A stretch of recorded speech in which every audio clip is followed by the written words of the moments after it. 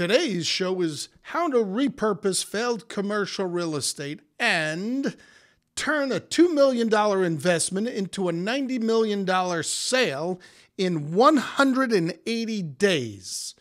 This show is brought to you by CRE Finance Council, the voice of commercial real estate finance. This show is brought to you by The Broker List, the CRE community's first free online platform for finding brokers, deals, services, and vendors. And Leverage PR, the PR firm for your CRE firm. Publicity to grow your business.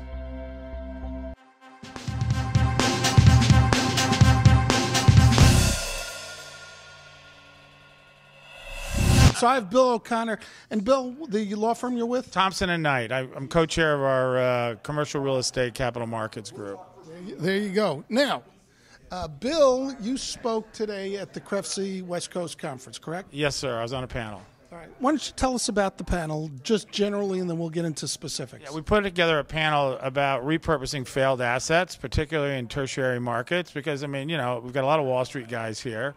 They're not really real estate guys. They're Wall Street guys. And, you know, they focus on primary and secondary markets. So you've got these places that aren't near anything where you've got real problems with assets like strip malls and community hospitals that have failed and things like that. So we had a panel of guys that have been making money and turning those dark properties around. So it was a good panel. Why don't you tell us some of the examples? You and I were talking about this before, and you had some great examples. One of them is we were talking about this fellow Chuck Nash and what he's doing in Missouri, and which is he's taking these dark, closed strip malls and out in these parts of Missouri and other parts of the Midwest where, you know, they're not near anything, and the community hospital's closed down. There's no regional hospital, so they've taken those strip malls where the 7-Elevens and stuff were, and they've turned them into medical destinations where you can go and get your lab tests, you can get the MRI, you can go see an internist, you can go see the pediatrician, you know, so he's kind of got a formula for putting together. It's been extremely successful. I mean, you've got the parking built there, you've got the location there. And he said the only thing they add that's usually non-medical is something like a pizza parlor, because mom, when she brings the kids to the pediatrician and go and get the pizza parlors, make a lot of money. So that's an example of taking what was believed to be a failed asset class and turning it around and making it something more productive, which helps the community, right? So, what about some other examples? You had great examples. Yeah, we had another one where these fellows from Everwell are taking hospitals, community hospitals that have failed.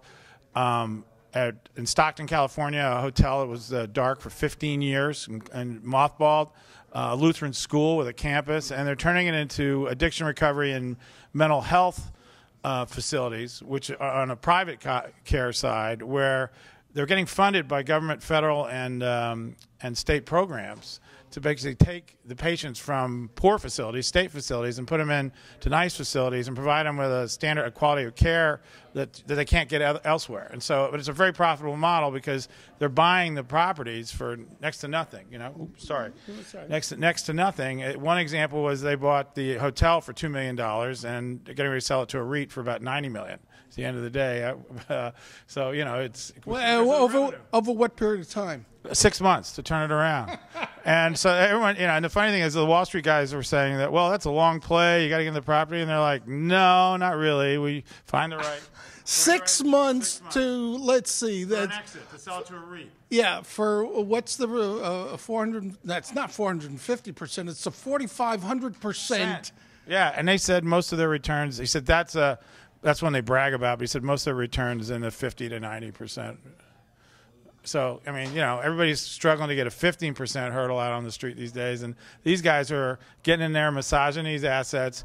You got to have somebody that knows how to run a facility, who can prescribe medications, who has the, you know, has the confidence of the government to be able to send patients. And the funny thing is, the government actually incents them $2,000 a month to take a patient.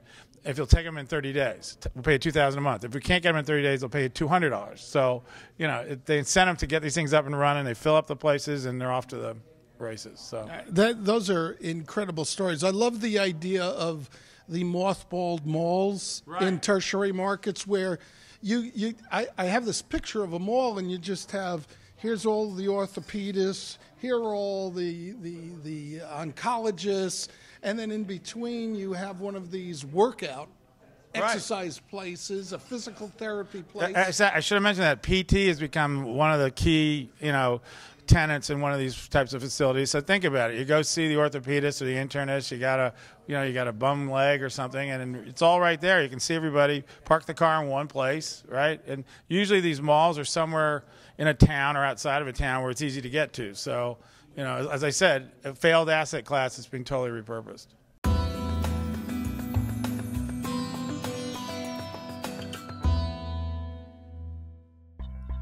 This show is brought to you by The Broker List, the CRE community's first free online platform for finding brokers, deals, services, and vendors. And Leverage PR, the PR firm for your CRE firm. Publicity to grow your business. For more information about our sponsors, click on the highlighted links. If you're interested in becoming a sponsor and having your logo behind me for thousands of people to see, contact me at sponsor@creradio.com or click on the highlighted link.